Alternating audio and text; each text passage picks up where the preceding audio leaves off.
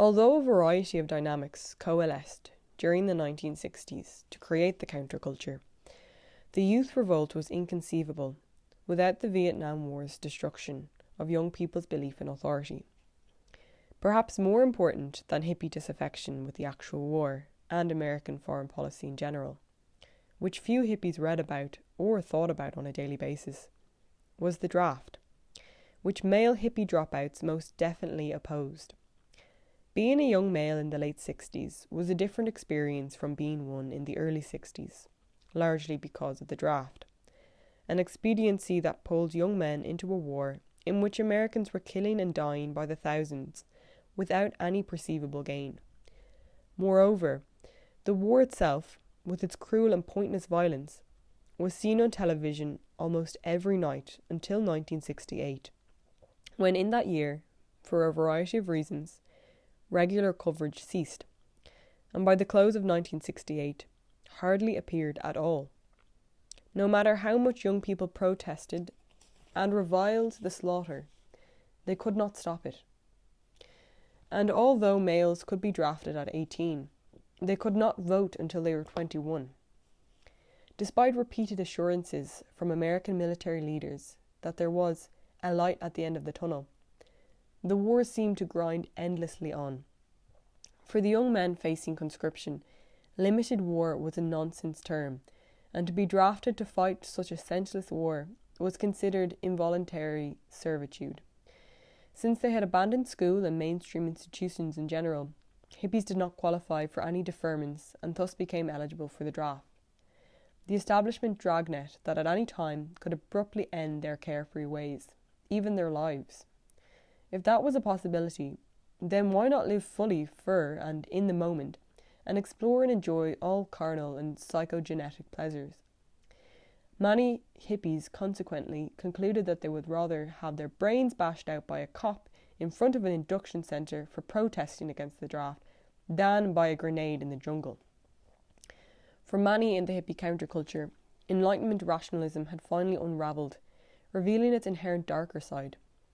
D.H. Lawrence once wrote that at its core, the American soul was a, quote, hard, stoic, isolate, and a killer, unquote. Hippies could not have agreed more with Lawrence's assessment.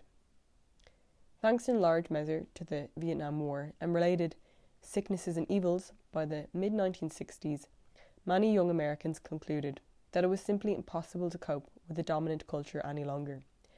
To the emerging hip counterculture, American society had become a perpetual rat race, in which everybody was running as fast as they could to try and get ahead of everyone else, which meant getting a better job, more money, and thus being able to buy more things.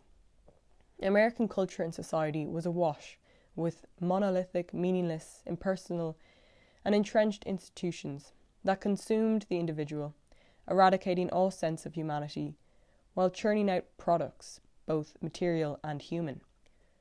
If the United States had become such a place, hippies asked the obvious question: what was there about American, with a K, society and culture worth emulating or embracing? The pursuit of money? Supporting a senseless war? Buying the latest plastic gadgets or clothes? Taking meaningless courses leading to worthless degrees from authoritarian, bureaucratized multiversities, and then getting a white-collar, stultifying, monotonous middle management job in a cubicle in a huge impersonal military-industrial complex-related corporation, where everybody looked and acted just like you. Those young Americans who joined the counterculture believed it was better to drop out and do your own thing, rather than continue to endure or try and make sense of such an afflicted society and culture. The hippies represented a living protest vote, a declaration of choice, the great refusal to cooperate. Hippies were thus anti-traditional, anti-consumption and anti-materialism, in effect anti-capitalism and the American bourgeois/liberal ethic that sustained capitalism's power. What was more detestable, hippies asked, a nation racked by racism and war, or the alleged obscenity of free love, which is uninhibited sex? As one hippie wrote, "Is it obscene to fuck, or is it obscene to kill? Why is free hate socially acceptable while free love is socially unacceptable?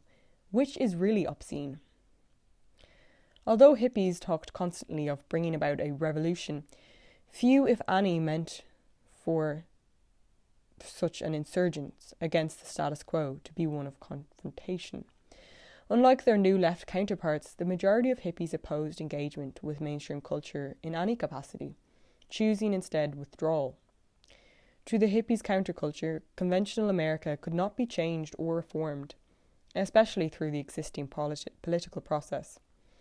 White middle-class acquisitiveness and conformity had become such entrenched norms that they were now beyond redemption.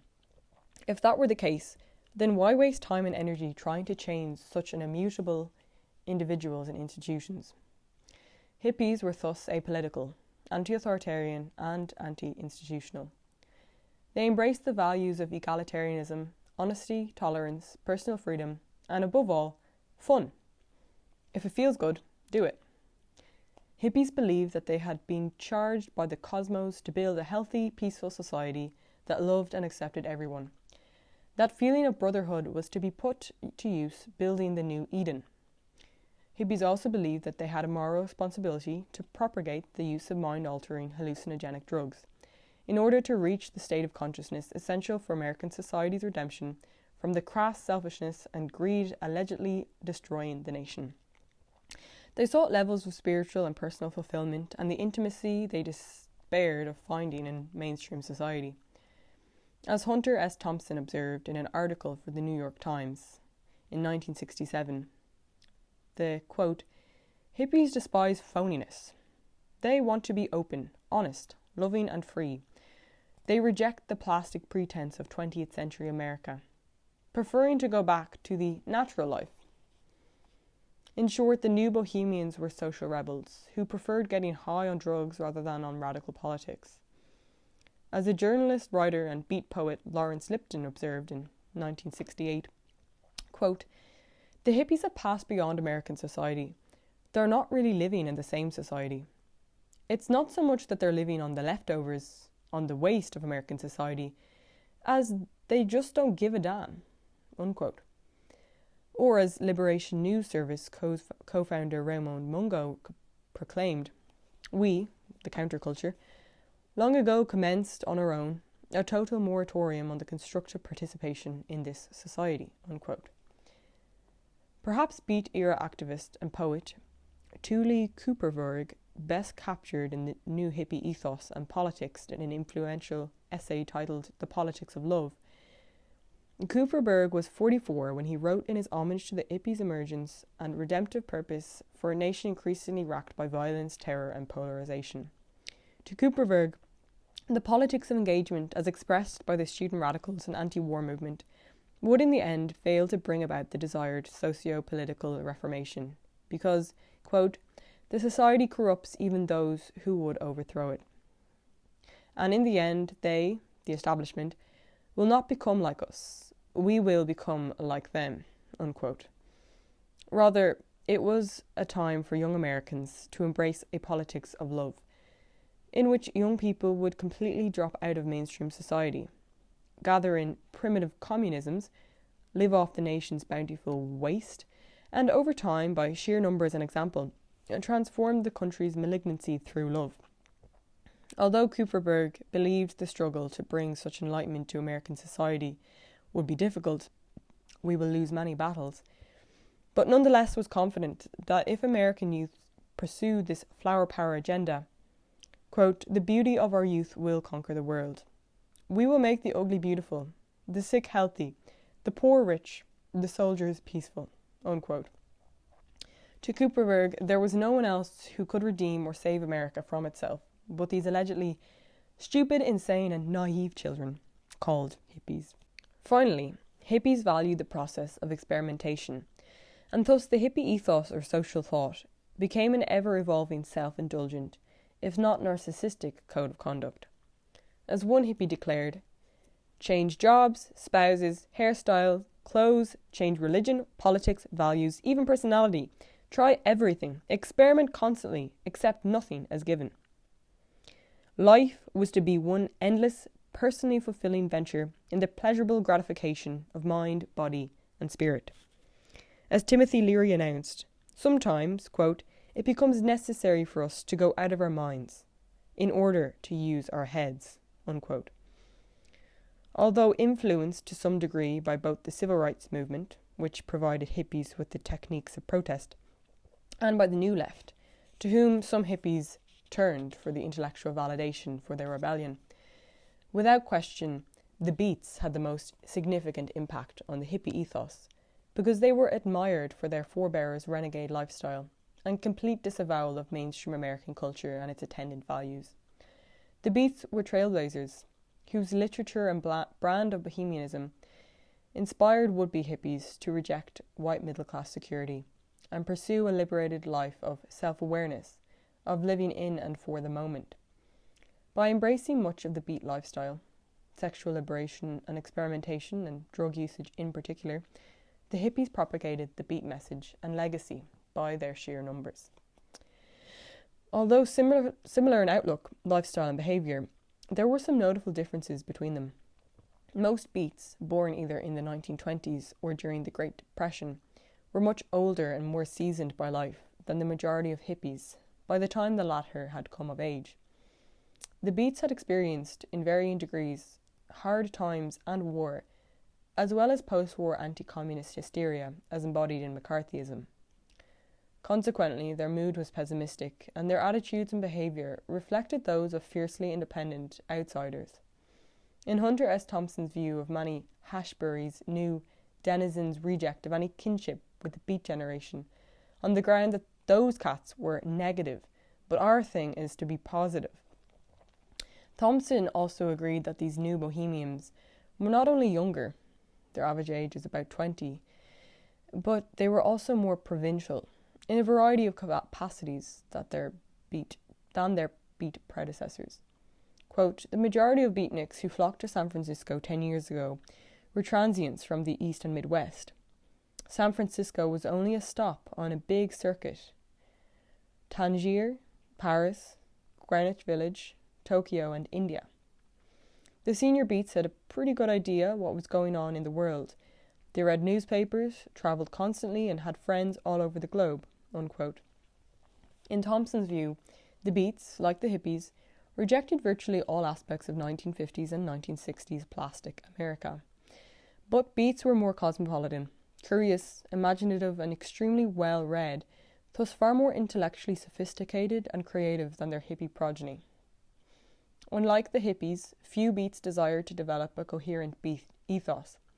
The Beats were reckless, hedonistic individualists, whose legacy was the cult of the rebel and the rejection of all post-war bourgeois values and institutions, especially the white middle-class obsession with conformity, careerism, and responsibility.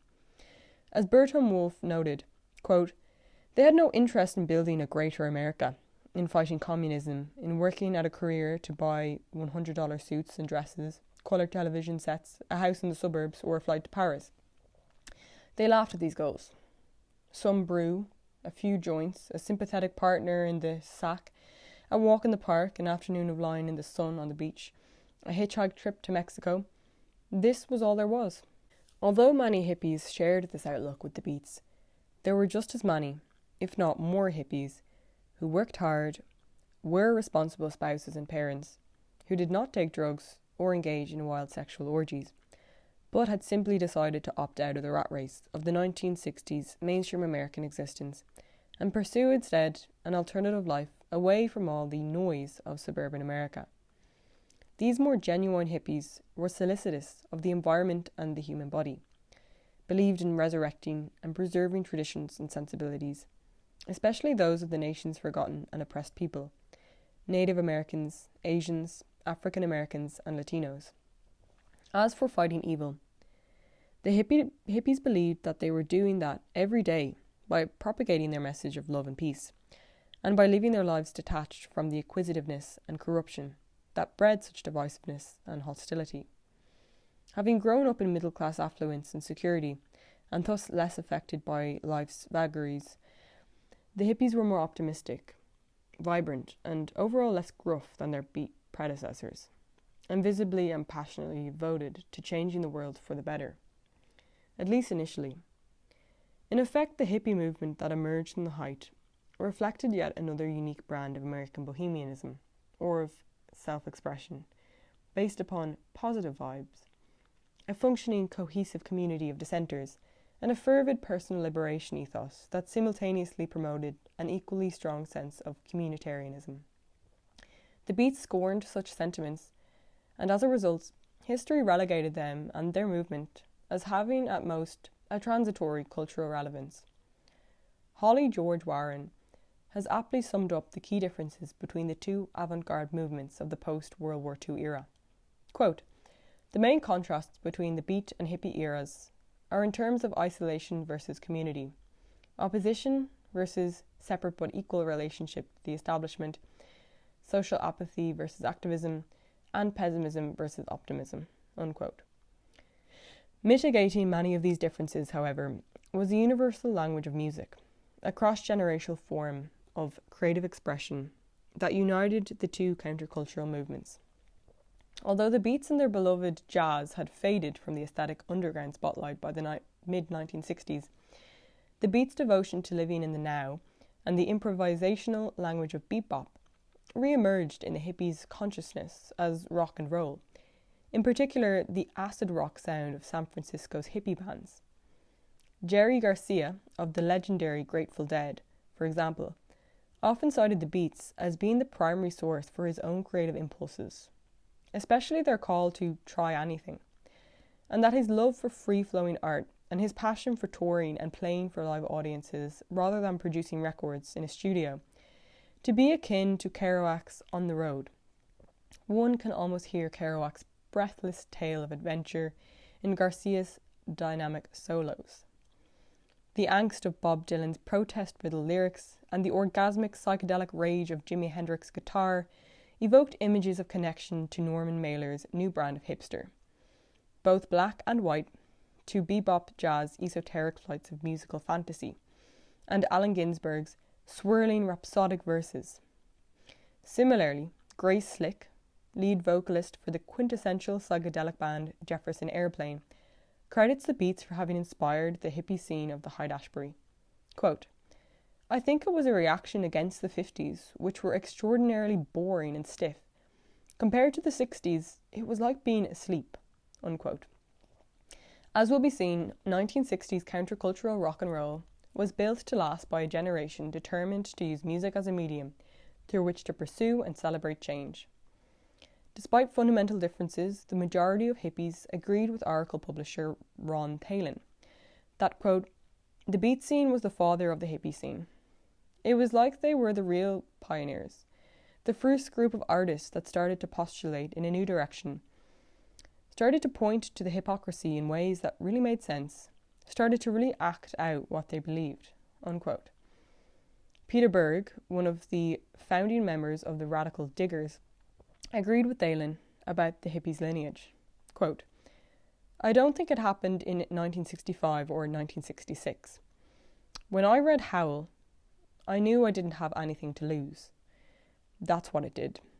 That's what sent people out in search of experience." Unquote.